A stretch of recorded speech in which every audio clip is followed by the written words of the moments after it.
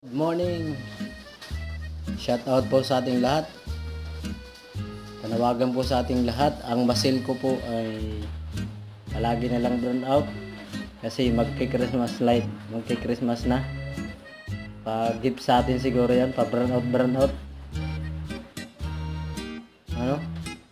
Sana po ay matugunan po sa lahat po ng mga inuulan sa buong Pilipinas. Sana po ay matulungan po ang kalagayan ng brownout po dito sa Masbate.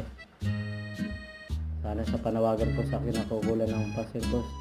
Bakit po ganyan lagi nagba-brownout po?